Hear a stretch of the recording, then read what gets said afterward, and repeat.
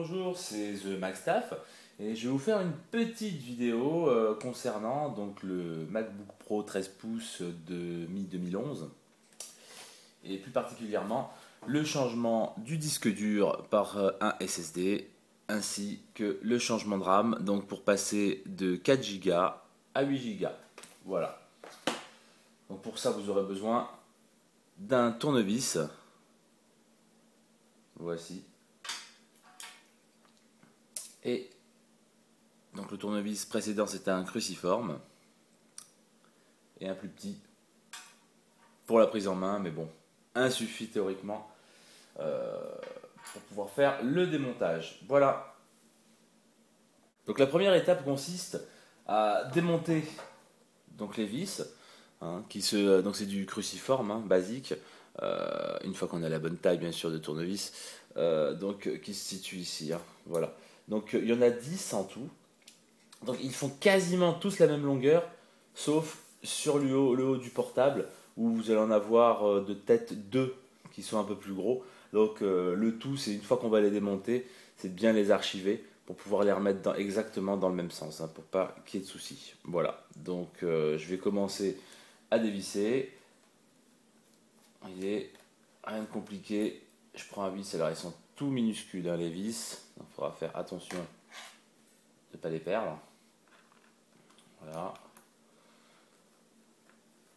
Donc je ne vais pas filmer tout le démontage des vis, hein, c'est simplement pour vous montrer voilà, qu'il y a des vis qui sont un peu plus longues. Alors, je ne sais pas si on peut bien y voir à la caméra, voilà. Enfin voilà, il y a des vis qui sont plus longues. Voilà, et ben je vais tout démonter, je vous dis à tout de suite. Voilà, donc j'ai démonté toutes les vis. Hein. Donc je ne sais pas si on peut bien le voir à la vidéo, je les ai toutes posées donc ici et dans le même sens, comme ça pour pouvoir le remonter plus facilement.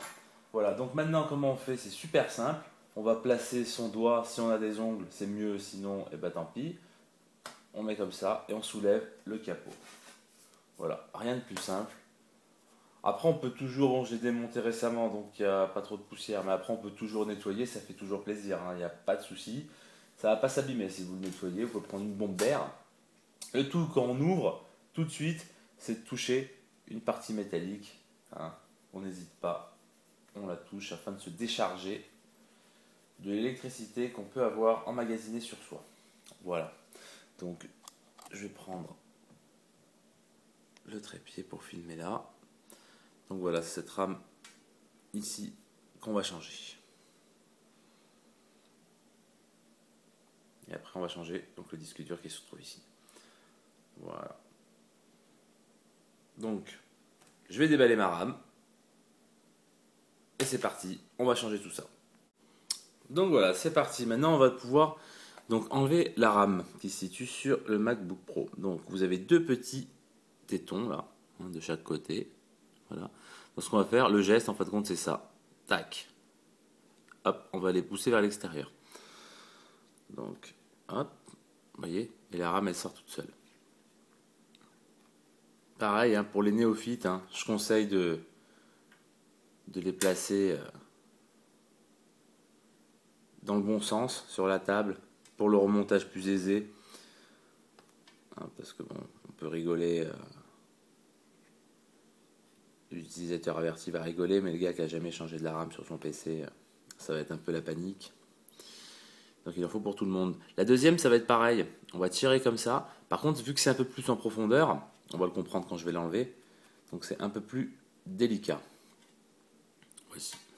Vous voyez. Voilà.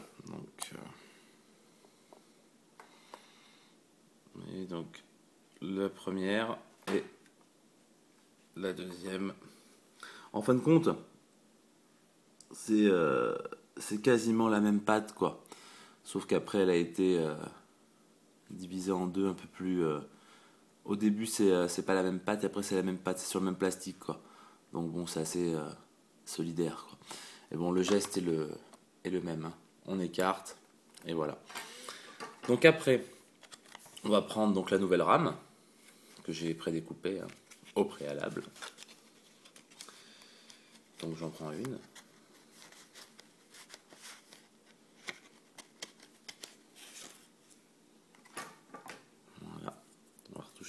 peu la ferraille.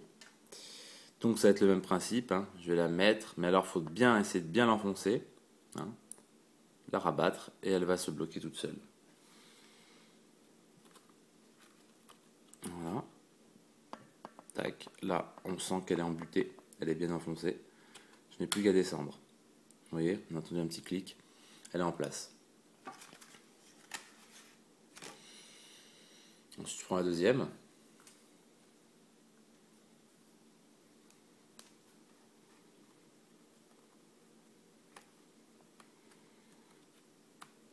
Hop.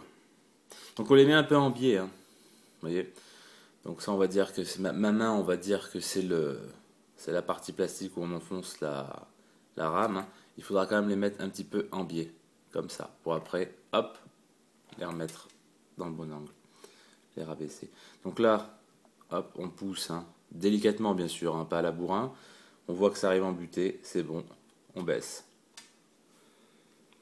Vous voyez, bon ça n'a pas fait le bruit là, mais vous voyez, elle ne bouge plus.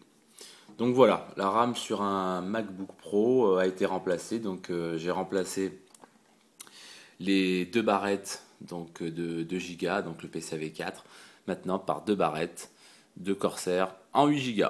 Voilà, pour le moment, il n'y a rien de plus simple. Moi personnellement, je vais tout remonter pour effectuer un petit redémarrage, voilà, avant de changer le SSD pour voir si la RAM est bien reconnue, parce que bon, une fois qu'on va changer le SSD, s'il va y avoir un problème, on va pas savoir d'où il vient. Étant pas non plus un utilisateur averti à fond, hein. Donc je vais remonter le capot et on va faire un petit test. Voilà, à tout de suite. C'est sans filet, hein. C'est en direct.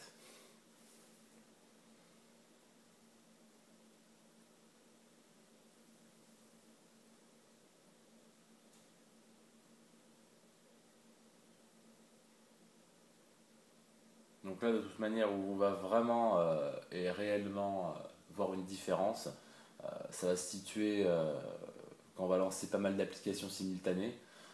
Mais la réelle différence, hein, de démarrage plus rapide et tout ça, ça va être vraiment le SSD, quoi.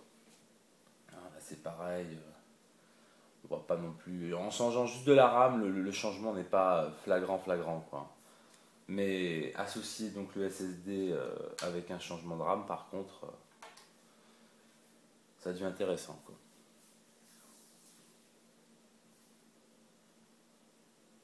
Donc à savoir que donc cette Corsair, hein, je vais meubler en attendant que ça se démarre, hein. À savoir que cette Corsair Value Select, donc de 2 x 4 Go, je l'ai payé, donc nous sommes quasiment au mois de septembre, hein, en 2012, parce que c'est important de donner les dates quand on donne les prix. Et donc j'ai payé cette RAM une quarantaine d'euros, hein, sur le site Amazon. Voilà. Ensuite, pour le SSD, hein, donc, je l'ai payé 180 euros, donc pareil sur le site Amazon. Tout en sachant que dès que je l'ai commandé, le lendemain, il a repris 10 euros, il est repassé à 190, quoi. Donc voilà.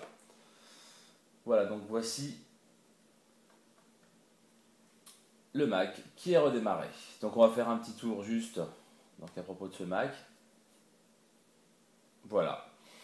Donc je ne sais pas si on le voit bien. Donc, je vais approcher. Voilà, on le voit bien, 8 Go, 1333 MHz, DDR3. Voilà, donc ça a bien été pris en compte par le Mac, il n'y a pas de souci. Donc là, on va pouvoir, en toute quiétude, changer le SSD. Voilà, donc juste avant, maintenant avant de changer le SSD, par contre, regardez que vous avez bien tout récupéré. Hein, tout ce qui est documents, tout ce qui est fichier qui pourrait traîner à gauche à droite, mais qui vous serait utile dans un laps de temps ultérieur. Voilà, et puis parce qu'après une fois que vous allez mettre le SSD, il va être vierge. Moi personnellement, je ne vais pas opter pour changer le SSD en le clonant avec mon disque dur actuel.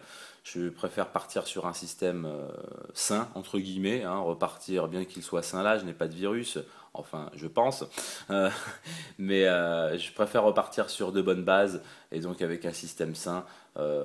Et donc j'ai tout transféré sur mon NAS, hein, tout ce qui était documents importants et compagnie.